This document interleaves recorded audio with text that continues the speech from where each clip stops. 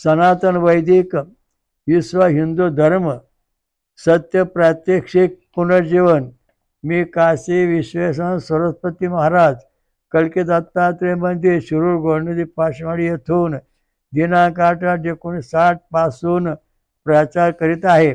आपण विश्वक्रांती नवे ज्ञान आपण ऐका, सर्वात सांगत जा। दररोज संध्याकाळी 8 ते 5 8:15 पर्यंत किंवा जास्त वेळ असते। अवश्य लाभ घेणे। ओम वक्रतुंड महाकाय सूर्यकोटि समप्रभ निर्विघ्नं कुरु मे देव सर्वकार्येषु सर्वदा। श्रीवत्सवक्षा भगवंत श्रीवत्सलांचन चिन्ह धारण करणारा। ओम सहस्रशीर्षा पुरुषः सहस्राक्षा सहस्रपाद संवृता दशांगुलम। हा आपल्या सगळ्या जगांचा एकच परमेश्वर आहे। निर्गुण सगुण स्वरूपामध्ये हा जन्मत नाही मरत नाही अशी याची अवस्था। अदब्धा इंद्रो पवसे मयेंतम आत्मा इंद्रस्य भवसे दासी उत्तमः अभीस्वरन्ते वो बहुवाम मनीषेण राजनम आस्य भुवनस्य निसते। हे आल्हाददायक परिपूर्ण तेजस्वी सोमा कोणाकडूनही दबला न जाणारा तू आनंददायक होऊन मला शुद्ध रस देत राहा। त्याच्यामध्ये रस म्हणजे ब्रह्मज्ञान। हे ब्रह्मज्ञान सांगायचं आजचा आपला विषय जो आहे तो विषय आहे संजीवनी ब्रह्मविद्या।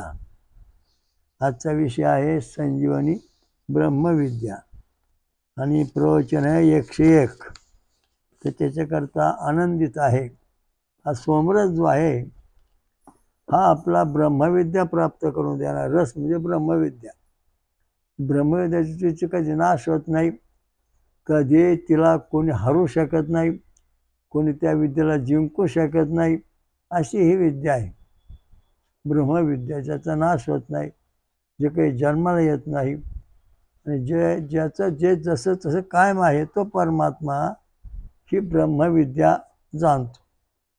काय लोक तुम्हाला आत्मज्ञान नाही, काय लोकांना कोण म्हणतो तुम्हाला ब्रह्म कळलं नाही, तुम्हाला का अमुक नाही कळलं। याचं कारण असं आहे, भौतिक दैविक आणि आध्यात्मिक अशा 3 तत्वात नेहमी माणसं फिरत असतात, सत्व रज आणि तमगुणामध्ये।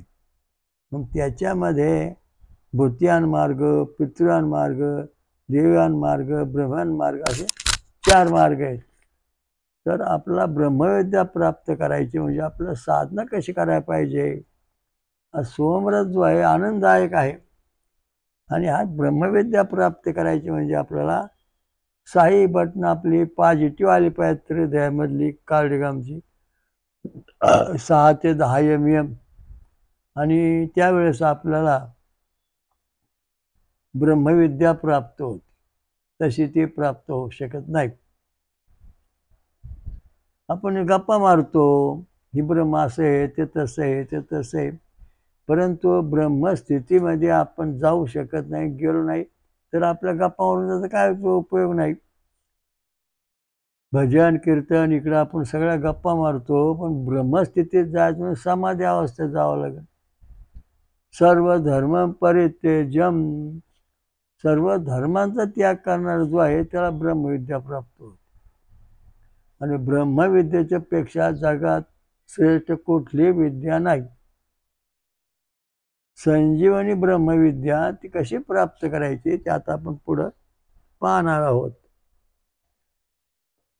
हा सोमरस जो आहे हा सोमरस आपल्याला नारळाचं पाणी 1 नंबरचा सोमरस, त्याच्यानंतर ऊसाचा रस, फळांचा रस, आमरस, हे सगळे सोमरसाची लक्षणं आहेत, उदाहरणं आहेत। सोमरसाचे खूप प्रकार आहेत। सोमरसाला अन्नरस आणि सोमरसच भाग आहे, परंतु या ठिकाणी त्याचा काय उपयोग नाही, कारण तो ब्रह्मस्थिती आपल्याला नेणारा नाही। ब्रह्मस्थितीत जो नेतो तो सोमरस। आपण आता फुगे 3 फुगे आपल्या पुढे आहेत.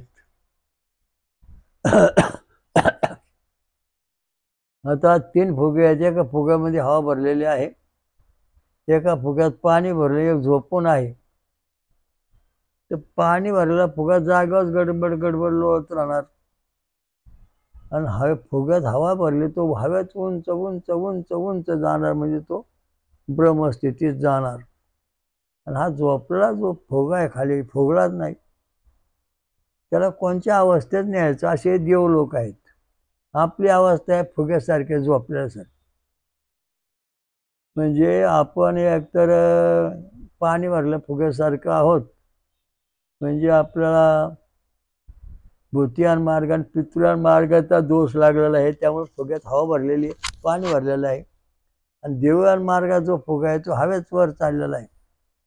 आणि हा जो खाली फुगा झोपलेला आहे, पडला आहे, हवाच भरली नाही, ते आपण आहोत. मग आता ह्या आपल्याला कोणत्या अवस्थेत जायचे हा प्रश्न आहे. या फुग्यात जर आपलं पाणी भरलं तर आपण फुग्यासारखे गडबड गडबड लोळू. आणि या फुग्यात जर समजा हवा भरली तर हा फुगा हवेत, मग झोपला फुगा जागेवर हवेत तरंगून जाईल. त्याप्रमाणे आपण जेव्हा होम हवन करतो, होम हवन केल्यानंतर तो जो होम हवन केल्यानंतर जो आपला जो फुगामध्ये जो जीव आहेत तो आपला आपण आहोत, तर आपल्याला ती शक्ती प्राप्त होऊन हवेच्या फुग्यासारखी अवस्था प्राप्त होऊन आपण ब्रह्मविद्येपर्यंत पोहोचतो. आता ब्रह्मविद्यामध्ये कशी, आता एक वर तार लावलेली आहे, खाली रेल्वे उभी आहे. आता ही रेल्वे उभी आहे, आपण ओढतो, रेल्वे चालू दे, रेल्वे चालून चालणारच नाही. ही भौतिक विद्या झाली. आणि नुसतं वर खाली फळे आहे, वर गुंतून ठेवले, ही दैविक झाली. पण जेव्हा खालची फळी जेव्हा वरच्या लाईनने चिकटण, तेव्हा रेल्वेचे एवढे डबे भराभर भराभर इंजिनासहित पुढं पडते. तसं आपण जेव्हा आपलं ब्रह्मरंध्र आहे डोक्यातलं, हे जेव्हा ब्रह्मस्थितीत येईल तेव्हा आपल्या शरीरात जेवढी इंद्रिय आहेत ती सगळी इंद्रिय विशेष रीतीने पुढं सरकत चालतात. म्हणजे त्यांना सगळ्यांना गती आलेली आहे, गती मिळालेली आहे. ही ब्रह्मविद्या आहे. मग ब्रह्मविद्या प्राप्त करण्याकरता आपल्याला काय करायला पाहिजे, ते कशा अवस्थेत मिळवायला पाहिजे. त्या ठिकाणी वशिष्ठ ऋषी, देवता रुद्र, त्रिशूप छंद आणि दैवस्वरा. ओम त्र्यंबकं यजामहे सुगंधिं पुष्टिवर्धनम् उर्वारुकमिव बन्धनान् मृत्युर्मोक्षेमामृतात्. ओम त्र्यंबकं यजामहे सुगंधिं प्रतिवेदनम् उर्वारुकमिव बन्धनादेतो मोक्षेमामृतः. हा संजीवनी मंत्र आहे.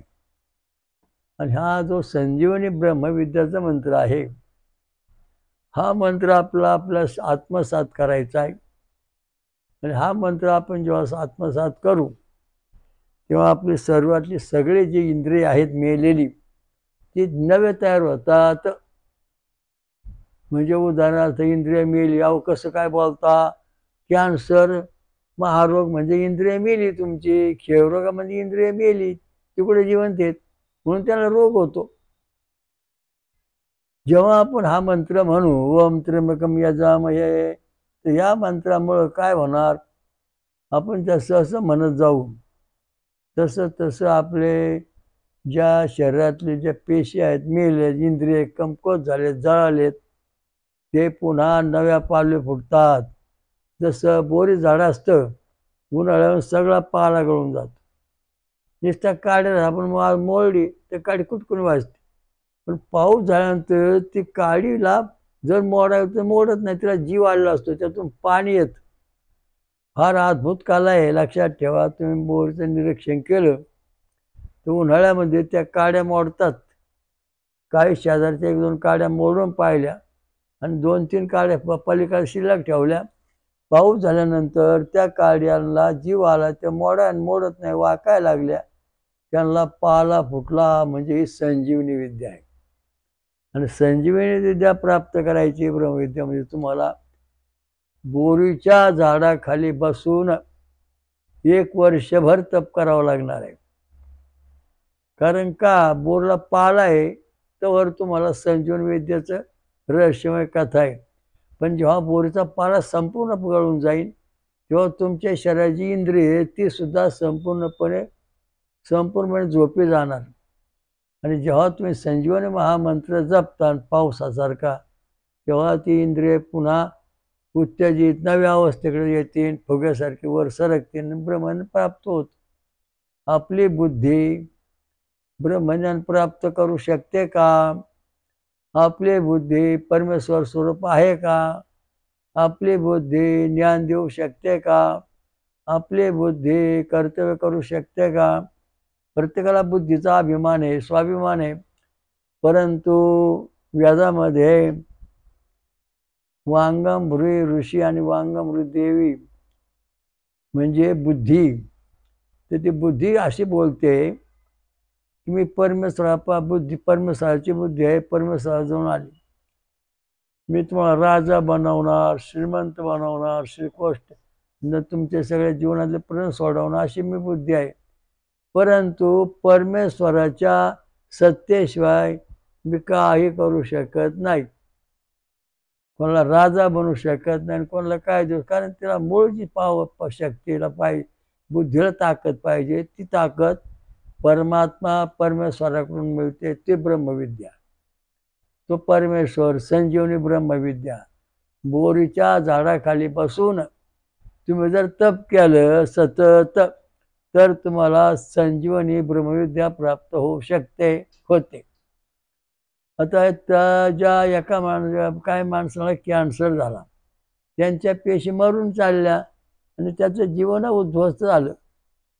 मग त्याला सोमरस पाजला आणि नंतर मग महादेवाच्या पिंडीवरती सोमरसाचा अभिषेक सुरू केला आणि महामृत्युंजय त्र्यंबकेशम एवढा वशिष्ठ ऋषी, रुद्रदेवता, त्रिशूळ दैवस्वरा हे सगळे जागे झाले आणि मंत्राची ताकद वाढत चालली. आणि त्यामुळं माणूस कुठं शिरूरमध्ये, पेशंट कुठं अमेरिकेत, तिकडं कुठं तरी लांब देशामध्ये. आणि त्याला इथं म्हणलेले जे मंत्र आहे त्याच्या लहरी त्याला पोचल्या. तिथं पोचल्यानंतर त्याच्या शरीरामध्ये कॅन्सरचे किंवा जे काही महारोग, क्षयरोगाचे जंतू व पेशी खराब झाल्या होत्या त्या पुन्हा नव्या झाल्या आणि त्याला संजीवनी प्राप्त झाली. कारण का तर त्याच्या नावावर रक्तगटाप्रमाणे तो मंत्र म्हटला जातो. संजीवनी महामंत्र रक्तगट तुमचा कोणता असो, पण संजीवनी महामंत्र जपल्यानंतर तुम्हाला ब्रह्मविद्या प्राप्त होईल आणि नंतर तुम्हाला संजीवनी विद्या प्राप्त होईल. आणि ही मंत्रविद्या प्राप्त व्हायची म्हणजे याची साधना आपल्याला करावं लागणार आहे. आता इथे या ठिकाणी त्रिशूप छंद दिलेला आहे नंबर 6. ईशीजी म्हटला 6 नंबरचा व्होल्टेज म्हणजे आज्ञाचक्राचा व्होल्टेज. हा जर समजा तुमचा 6 mm ते 10 mm आला तर तुम्हाला ब्रह्मविद्या संजीवनी विद्या प्राप्त झाली. समजा एखादी व्यक्ती समोर बसली तुमच्या येऊन आणि तिचं जीवन धोक्यात आहे, तिचं आयुष्य कमी झाले, तर तुम्ही जर संजीवनी मंत्र जपत असता तर त्याला न सांगताना त्याचं आयुष्य वाढतं. आता हे देवळं जे आहेत महादेवाची, तिथं प्रत्येक ठिकाणी त्र्यंबकम यजामहे असा मंत्र म्हटला जातो. आणि हा मंत्र म्हटला तरच संजीवनी विद्या प्राप्त होते, ब्रह्मविद्या प्राप्त होते. तसं काहीच होत नाही. बाकीच्या कुठल्याही मंत्रामध्ये ही ताकद नाही. कारण का याचा वशिष्ठ ऋषी आहे, देवता रुद्र आहे, त्रिशूप चंदन दैव स्वर आहे. स्वर आहे हा आहे 48 अक्षरांचा. 48 अक्षरांचा ध्वनी लहरी तयार झाल्यानंतर आपल्या शरीरामध्ये बुद्धीमध्ये ब्रह्मविद्या प्राप्त होते. ज्याचा कधी नाश होत नाही, जे कधी मरत नाही, जे कधी जन्मत नाही, जे कधी वाढ होत नाही, न च लिंगम न च वया, अशा स्वरूपातली ही ब्रह्मविद्या आहे. सर्व धर्म परित्यज्य, सगळं सोडून काम, क्रोध, लोभ, मोह, मद, मत्सर, शब्दस्पर्श, रूप, रस, गंध, हे सगळे धर्मच आहे, ते सगळे त्याग करायचे. आणि ते त्याग झाल्यानंतर मग ब्रह्मविद्या उदय होत. आता एक साधी माणसं काय काय असतात. उदाहरणार्थ मुक्ताबाई ज्ञानेश्वरांची बहीण, तिने असं एका ठिकाणी माणसाने कोणतरी मंत्राने एक माणूस किंवा कुत्रं जिवंत केलं. मग मुक्ताबाईने नुसतं त्या मेलेल्या कुत्र्यांकडे काय माणसांकडे पाहिलं आणि संजीवनी मंत्र म्हटल्यानंतर ती सगळी उठून बसली. अशी पूर्वी घडलेल्या घटना आहेत. आता काय घडतंय का? व आता घडतंय म्हणून तर सांगतोय. आता एक जणाला 3 वेळा 4 वेळा 5 वेळा 6 वेळा कॅन्सर झाला आणि तो कॅन्सर होणार होता असं डॉक्टर म्हणले. एका पेशंटला डॉक्टरने सांगितलं, तुम्ही आता 8 दिवसात मरणार, खाओ पिओ सुखी राहो. ते आपल्याकडे आले, इथं आश्रमात बसल्या अमृत दत्ताजवळ, आणि ती मालकरी व्यक्ती होती. आणि मग मला म्हणले, महाराज असं असं आहे. मी म्हणलं, आता काय नाही, संजीवनी महामृत्युंजय ओम त्र्यंबकेशम सुगंधिम पुष्टिवर्धनम हा मंत्र म्हणायचा आणि तुम्ही महिन्याने या. अहो म्हणे, महिना कसला, की आता 2 दिवसांनी मरणार आहे, 4 दिवसांनी डॉक्टरने लिहून दिले बघायचा रिपोर्ट. मी म्हणून भगवान केलेला मंत्र म्हणा, माझा परमेश्वरावर विश्वास, परमेश्वर हे काम करतो. ती व्यक्ती 8 दिवसामध्ये कॅन्सर मुक्त झाली. 15 दिवसांनी त्याच डॉक्टरांनी येऊन दाखवली. ते डॉक्टर म्हणले, ही व्यक्ती नाही, दुसरी आहे, ती मेली. याचं कारण असं आहे की परमेश्वर हा सर्वात श्रेष्ठ आहे. ती व्यक्ती जवळजवळ 20-25 वर्ष पुढे जगली चांगल्या अवस्थेमध्ये. असे बरेच कॅन्सरचे केसेस त्या महामृत्युंजय मंत्राने नीट होतात. कोमात गेलेली माणसं बाहेर येतात. मेंदूत ट्यूमर झालेली माणसं सरळ होतात. शिरात तुटलेले माणसं नव्या शिरा येतात. कारण का? त्याला सोमरस प्यावा लागतो, हा महत्त्वाचा मुद्दा आहे. नारळाचं पाणी, उसाचा रस, फळांचा रस, आंब्याचा रस, साबुदाण्याची खीर, असं सोमरसाचे बरेच प्रकार आहेत. त्याच्यापैकी उसाचा रस आणि नारळाचं पाणी 2 1 नंबरमध्ये चालतात आणि माणसाच्या जीवनामध्ये संजीवनी विद्या प्राप्त करतात. संजीवनी. एका गावामध्ये शेळ्या मरत असत, मेंढरं मरत असत. इथून ते जवळजवळ 200-300 किलोमीटरवर. आणि मला म्हणले, महाराज ते असंच व्हायला लागलं. डॉक्टरने सांगितलं, बा हे रोग आला, हे आता काय जमणार नाही, सगळे खांड बसून जाणार. ती माणसं इथं आल्यानंतर त्यांना म्हणलं, तुम्ही महाअमृत मंत्र कल्पना बसा आणि महामृत्युंजय मंत्राचा जप करा. त्याच्यामध्ये काय विद्वान अभ्यास करणारे होते, त्यांनी ते सुरू केलं. पुढं ते मेंढरं, शेळं, गुरं, कोणाला काय झालं नाही, होते ती सगळी व्यवस्थित राहिली. कारण का? तर त्यांच्या ज्या पेशीमध्ये जो जंतू होते, रोग होते, त्याच्यावरती महामृत्युंजयांच्या लहरी भगवान शंकराचा प्रभाव पडला. आणि त्यामुळं ही गोष्टी घडलेल्या आहेत, सत्य घटना आहेत आणि गप्पा मारल्या जात नाही. आता पण बहुतेक लोक आपल्याकडे येणारे हा मंत्र जपतात आणि त्यामुळं त्यांना सुख, शांती, समाधान मिळतं. ब्रह्मविद्या म्हणजे ज्याचं सर्व भान हरपलेलं आहे त्याला ब्रह्मप्राप्ती होते. ती ब्रह्मविद्या. ब्रह्मविद्या म्हणजे मोक्षविद्या, प्रत्यक्ष परमेश्वर प्राप्ती, याला म्हणजे ब्रह्मविद्या. आणि ती संजीवनी विद्या प्राप्त होते, म्हणजे आपल्याला सुख, शांती, समाधान मिळतं. काम, क्रोध, लोभ, मोह, मद, मत्सर शरीरातून नष्ट होतो. आनंद, उत्साह मिळतो. संजीवनी महामृत्युंजय ब्रह्मविद्या ही महत्त्वाची विद्या आहे. ज्या ज्या देवांनी किंवा ज्या ज्या लोकांनी सगळी विद्या तयार केलेली आहे ती भौतिक सुखाची, पितृसुखाची किंवा भूतियान मार्गातल्या विद्या आहेत. ब्रह्मविद्या जी आहे ही देवयान मार्गातली विद्या आहे. ब्रह्मविद्या देवयान मार्ग. तर ब्रह्मविद्या प्राप्ती करण्याकरता फळ खाऊन दूध पिऊन राहून पारायण ग्रंथ करणे, मंत्र म्हणणे, काही काही वेळेला फळातला रस पिऊन राहणे किंवा नुसतं नारळाचं पाणी पिऊन काही लोक 8 दिवस, महिनाभर, वर्षभर राहू शकतात.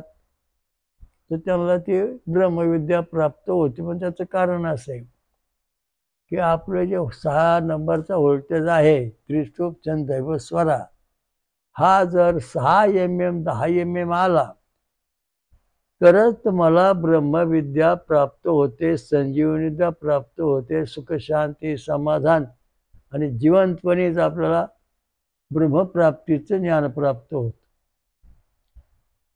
आणि ज्या वेळेस ते जर समजा 5 mm आलं 6 नंबर तर 50% होतं, 3 आलं तर 30% होतं.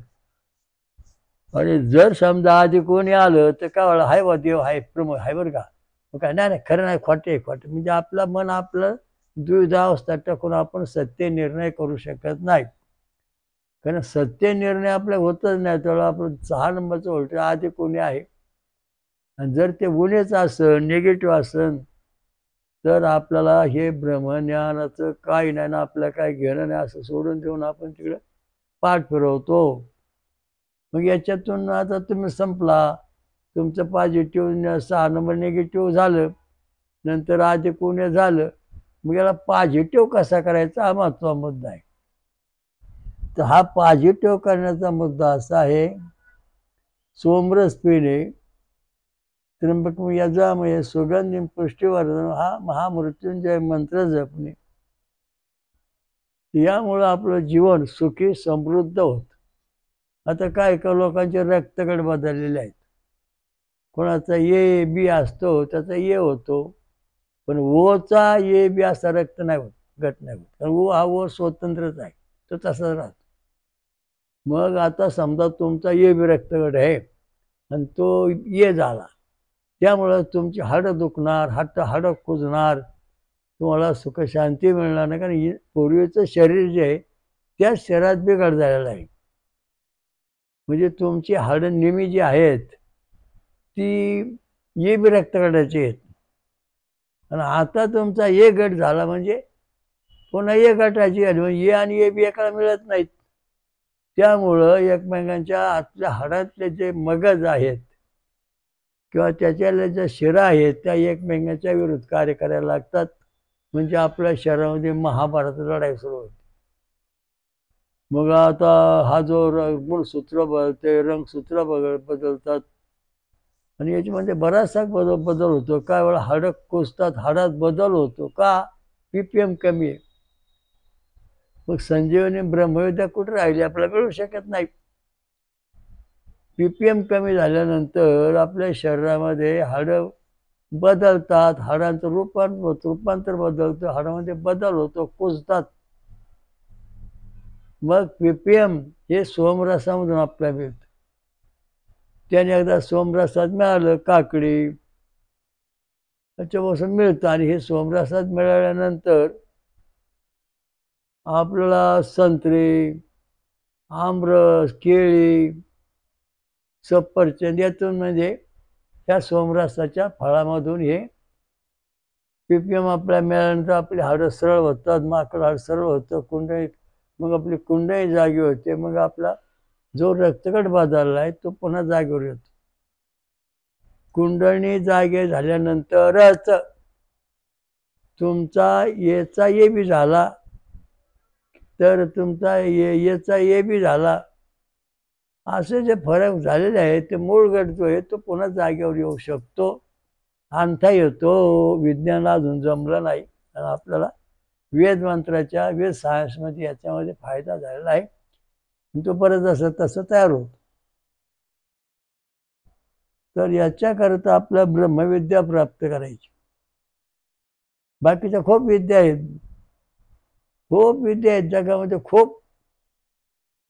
पण त्या सगळ्या विद्यांचा राजा जो आहे मुख्य, तो ब्रह्मविद्या आहे. आणि ते ब्रह्मविद्या प्राप्त करण्याकरता सोमरस प्यायला पाहिजे. सोमरस पेल्यानंतर आपल्या जीवनामध्ये निर्णय बदल, ईश्वरी शक्तीचे बदल घडतात. ब्रह्मविद्या प्राप्त होईल तेव्हा आपलं शरीर ब्रह्मवज्र कवचमय बनल आणि मग आपण आपल्या शरीराचं हे स्थूल शरीर सोडून एक सूक्ष्म दिव्य शरीर धारण करून आपला मूळ परमात्मा हे त्याला भेटायला जाऊ शकतो. तिथं राहतो, जडपणा शरीरात निघून जातो. सोमरसाचं लक्षण आहे. तर 6 नंबरचं व्होल्टेज आपला त्रिशूप छंद दैव स्वरा. स्वर म्हणजे काय आहे? स्वर म्हणजे त्याला नाद आहे, म्हणजे अनाद ध्वनी. स्वर म्हणजे अनाथ ध्वनी. छंद म्हणजे एक विशेष प्रकारचा आकार आहे आणि त्याच्यामध्ये स्वर आहे, ध्वनी. आता उदाहरणार्थ शंख घ्या आणि तो कानाला लावा तुम्ही, त्याच्यामध्ये आवाज गंभीर आवाज होतो, कुठेतरी समुद्रामध्ये आवाज असा. तसा हा जो आहे तो अनाद ध्वनी आहे. अनाद ध्वनी म्हणजे स्वर आहे आणि शंख हा छंद आहे. या छंदामध्ये अनाद ध्वनी उमटतो. तशा प्रकारचा आपल्या कानामध्ये अनाद ध्वनी प्रकट होतो आणि तो कशा कशा प्रकारचा प्रकट होतो हे आपण महाकुणी दर्शन दिलेलं आहे. त्याचा अभ्यास केला तुम्हाला कळेल. तर तो नाद भुर भुर, चिणचिणी, किणकिणी असा निर्णयाप्रमाणे शंखनाद, भेरीनाद. तर ब्रह्मविद्या प्राप्त करण्याकरता मेघनाद, हा मेघनाद जेव्हा आपल्याला पूर्ण प्राप्त होईल तेव्हा आपल्याला ईश्वर प्राप्ती होते. तसा होत नाही. आणि ती प्राप्ती होण्याकरता आपल्याला सोमरसाची साधना केली पाहिजे, अभ्यास केला पाहिजे. बोरीच्या झाडाखाली संजीवनी विद्या प्राप्त होते. बाकीच्या कुठल्याही झाडाखाली संजीवनी विद्या प्राप्त होत नाही. बोरी झाडाखाली 12 वर्षभर कायम बसून राहायचं. दररोज 1 तास जर तुम्ही बोरी झाडाखाली बसलात तर बोरीच्या इंद्रिया, बोरीमध्ये जी हालचाल होते तिच्यातून जो प्रकाश लहरी बाहेर पडतात त्याचा आपला परिणाम होतो. म्हणजे ह्या वृक्ष मार्फत सुद्धा आपली प्रगती होऊ शकते. तर त्याच्याकरता अभ्यास करा. संजीवनी ब्रह्मविद्या म्हणजे नेमकं काय? तर आपला जो प्राण आहे तो प्राण, आपला जो आत्मा आहे तो आत्मा परमेश्वराशी एकरूप होणे किंवा परमेश्वरात मिळून जाणे ही ब्रह्मविद्या आहे. देवाच्या द्वारे उभा क्षणभरी हे ज्या 4 मुक्ती आहेत, स्वरूपता, संयमता, सारूप्यता, सायुज्यता, या 4ही मुक्ती मिळाल्यानंतर त्याचे पुढचे जे कैवल्य मुक्ती आहे ती ब्रह्मविद्या आहे. आणि ती प्राप्त करण्याकरता सोमरसाशिवाय ते प्राप्त होतच नाही. कारण सोमरसामध्ये छंद आणि स्वरांचे गुणधर्म आहेत आणि ब्रह्मतत्वाचं त्याच्यात ज्ञान आहे.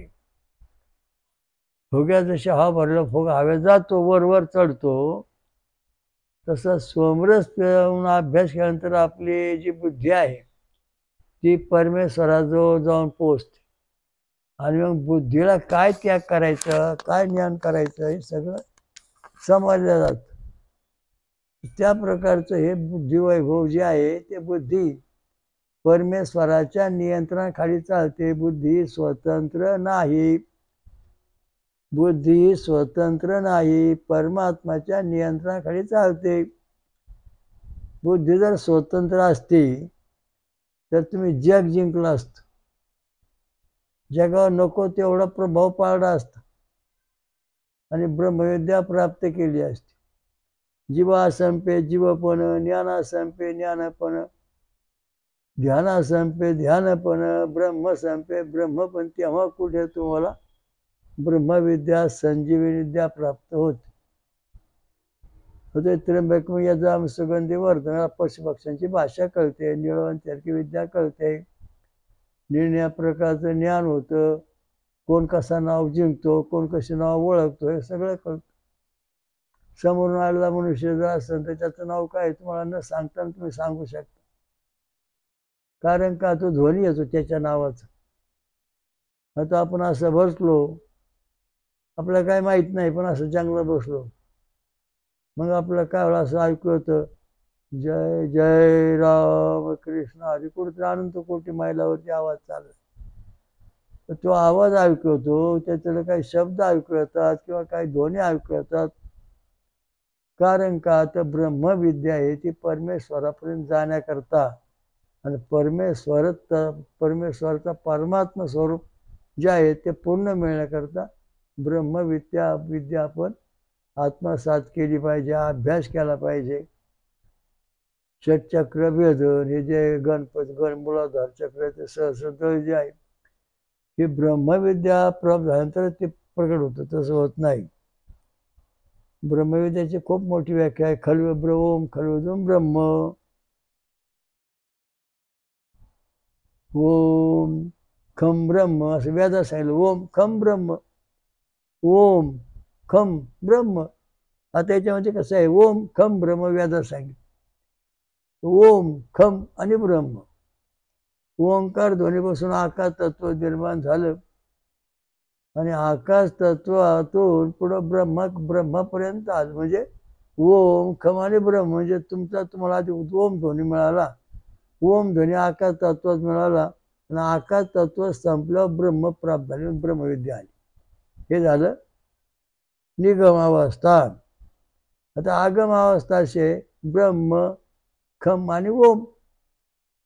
पण ब्रह्म जे आहे ते हालत नाही, जन्मत नाही, मरत नाही किंवा कधीच नाही, तो परमात्मा परमेश्वर आहे. मग ब्रह्माच्या जो ध्वनी पळवतो तो खम ध्वनी आणि खम आणि त्या खम ध्वनीतून ओम प्रकट होतो आणि ओम पासून सगळ्या जगाचा पुन्हा विस्तार होतो. ही ब्रह्मविद्याची वेदामधली सर्वात मोठी महत्वाची गोष्ट आहे. नासा केंद्र जे अमेरिकेतलं संशोधन करणारे त्याने ओम खम ब्रह्म या तत्वाचा अभ्यास करून जाहीर केलं की वेदामध्ये ब्रह्मविद्या ओम खम विद्या सर्वात श्रेष्ठ विद्या आहे. आता ओम खम ब्रह्म, आता आपण ओम, मग आपला ओम विरत जाणार. मग खम म्हणजे आकाश तत्व निरामय, आवाज नाही काय नाही, फक्त एक विशेष पोकळी, ते मिटणार. मग ब्रह्मस्थिती प्राप्त होणार, म्हणजे आपण परब्रह्माला जाऊन मिळणार. ही ब्रह्मविद्या म्हणजे निगम विद्या. आता आगम ब्रह्म ज्याचा कधी नाश होत नाही, जन्म येत नाही, तिथं खम म्हणजे विशेष प्रकारचं ध्वनी नाही, पण आकाश तत्व म्हणजे बारीक छिद्र तयार झालं आणि त्या छिद्रामध्ये ओम ध्वनी प्रगट झाला आणि तो ओम ध्वनी बसून आकार उकार मकार अर्धा मात्रा अशा प्रकारचे आकारापासून गणपती, उकारापासून विष्णू, मकारापासून रुद्र आणि अर्धमात्रातून सूर्यनारायण असे देवता प्रगट झाल्या. आणि तोच गट पुढं मानवामध्ये ये बी ओचा ये बी झाला, ओचा ये झाला, हे ओचा ओचा ओ झाला, नंतर मचा ये झाला, नंतर अर्धमात्राचा बी झाला. अशा दृष्टीने रक्तगट तयार झालेले आहेत. त्याप्रमाणे आपण मूळ परमेश्वर जो आहे ब्रह्म आहे त्याचे आपण उपासक. सनातन धर्म असा आहे, त्याला सनातन धर्म म्हणतात. आगम निगम, येणे जाणे, कुठं नष्ट न होणे, हा आहे असाच धर्म कायम राहतो. ओम वेद असेल ओम खम ब्रह्म, यजुर्वेदाचा 40वा अध्याय सरशेवटला सांगितले ओम खम ब्रह्म. भगवद्गीता सांगितलं ओम खल्वदम ब्रह्म, असं सांगितलं. असं दृष्टीने आहे. ओम इति अक्षरम ब्रह्म, असे निर्णय व्याख्या ब्रह्माचे केलेले आहेत. ती ब्रह्मविद्या आपल्याला प्राप्त झाली पाहिजे आणि ती प्राप्त झाली पाहिजे. ती मिळण्याकरता सोपा उपाय आपला 6 नंबरचा व्होल्टेज पॉझिटिव्ह पाहिजे. 6ही बटणं पॉझिटिव्ह आली की आपल्याला ब्रह्मविद्या परिपूर्ण प्राप्त झाली असं त्याचं ज्ञान. हे ज्ञान प्राप्त होणं प्रॅक्टिकल असे. नुसतं ब्रह्म गप्पा मारून चालत नाही. झालो मी ब्रह्म, ओम ब्रह्म असं म्हणणं झालंय. तू वरण भात खातो तो ब्रह्म होऊ शकत नाही. तू आमंगळ आहे, तुला ब्रह्म होता येत नाही. जो सोमरस पितो का फळांचा रस पिऊन राहतो नुसता तो ब्रह्म होतो, बाकीचं कोणी ब्रह्म होत नाही, होता आलेलं नाही, होता येणार नाही कधीच. ब्रह्मा विष्णू महेश यांना भगवान म्हटलं जातं, कोण नाही म्हणतं. त्याचं कारण का? ते भगवान म्हणजे हे जे जन्माला आले बा ब्रह्मा विष्णू महेश, ही तुमची कल्पना चुकीची आहे. ही जन्माला आले नाही तर जसं अमेव प्राणी आहे, त्याचे एकाचे 2, दोनाचे 4, दोनाचे 8 अशी जीवस्थिती आहे. म्हणजे अमेव प्राण मिळाला का? नाही. त्याच्यापासून 2 केंद्र होऊन 2 तयार झाले, पुन्हा 2 4 तयार झाले. अमेव प्राणी जसा तयार झाला, पण त्याचं घटना तर अमेव प्राणी आहे. त्याच्यापासून पुन्हा केंद्र तयार झालं, दुसरा अमेव झाला, पुन्हा त्या दुसरा केंद्र, पुन्हा तिसरा अमेव झाला, पुन्हा चौथा झाला. हे मेलं का? त्याच्यात कुठलं घटक मिळालाय का? नाही. हे घटक जसेचे तसे आहेत. म्हणजे यातल्या आतलं जे ब्रह्म आहे ते कधी नष्ट झालेलं नाही, होणार नाही. बाह्य रूपामध्ये ते आकाराने बदलत बदलत चाललं. ब्रह्मा विष्णू महेश हे पूर्ण ब्रह्म आणि भगवान आहेत, त्याचा यावर सिद्ध होतं. कारण का? हे विभाजन होऊन निर्माण झालेले ते अमेव प्राणी. सगळं आम्ही प्राणी मरतो का? नाही मरत. अमर असणारे एकच प्राणी म्हणजे अमेव प्राणी. मग अमेव प्राण्याचा मूळ कोण? ओम. ओम हा जो आहे अक्षर, ओम ध्वनी जो आहे तो कधी मरत नाही, तो अनाथ ध्वनी आहे आकाशामधला. ओम हा अनाथ ध्वनी आहे, तो कधी मरत नाही. ध्वनीतून ध्वनी प्रगट होऊन मानव प्रत्येक प्राण्यामध्ये आली ही ब्रह्मविद्या आहे. म्हणून हिंदू धर्मातले जे सगळे देव जीवता जीव आहेत हे पूर्ण ब्रह्म असून भगवंत आहेत. त्यांची निंदा करायचं कारण नाही. कारण का? तर तुम्ही ज्या लोकांना ज्यांना देव मानताय त्यांना सृष्टी उत्पन्न करता आलेली नाही. ज्यांना तुम्ही भगवान मानताय त्यांना मरण आहे. ज्यांना तुम्ही देव मानताय त्यांना सृष्टी उत्पन्न करता आली नाही, काहीच करता आलं नाही. नुसतं गप्पा मारले. गप्पा मारून धर्म होत नाही, प्रात्यक्षिक परिणाम दाखवावा लागतो. हा मेवा असा आहे तर तसा आहे, एवढंच गप्पा मारल्या. प्रत्यक्ष पाहिला का? पाहिला. ज्याने पाहिला, ज्याला त्याचा अनुभव आलाय तो सांगणार आम्ही प्राणी हा अमर आहे, तो कधीही मरत नाही, नष्ट होत नाही. तशा प्रकारचं एकातून 2, दोनातून 4 असे जे विभाजन होत आहे ते विभाजन आहे फक्त, म्हणजे ते अमर आहे. पूर्णापासून पूर्ण काढले की पूर्णच राहते, पूर्णापासून पूर्णात मिळाले की पूर्णच होते. पाण्यात पाणी मिळतं, पाण्यापासून पाणी वेगळं काढलं जातं, पुन्हा पाण्यात पाणी मिळतं. तशा प्रकारचं पहिलं पाणी आहे का? नाही आहे. मग त्या पाण्यापासून दुसरं पाणी बाहेर काढलं का? नाही काढलं. मग हे पाणी 1 लिटर, हे पाणी पावशेर, हे अर्धा लिटर, पण ते पाणीच आहे ना. तसा हा जो भगवंत मूळ आहे परमात्मा, तो हे हिंदू धर्माचे सगळे देव आहेत ते भगवंत आहेत. कारण का? पाण्याचं जर तुम्हाला काय करता येईल, पाणीच पाणी आहे, ते भगवंत आहे. पाणीच आहे ना सगळ्या ठिकाणी. किती पहा, एका बाटलीतलं पाणी 50 वाट्यात मांडलं तर पाणीच. तसं 33 कोटी जरी देव तयार झाले तर सगळ्या ठिकाणी पाणी म्हणजे ब्रह्मच आहे. सर्व काही ब्रह्म आहे, निंदा करण्याचं कारण नाही. भगवान व चक्षा भगवान जो परमात्मा आहे ते ब्रह्म आहे, पूर्ण ब्रह्म. ते ब्रह्मविद्या प्राप्त करायची म्हणजे हे जे विभाजन झालं त्या सर्व ठिकाणी ब्रह्मच आहे, दुसरं काही नाही. हे जे ज्ञान प्राप्त होतं ते ब्रह्म. संजीवनी विद्या प्राप्त करायची आपल्याला याच्यामधून.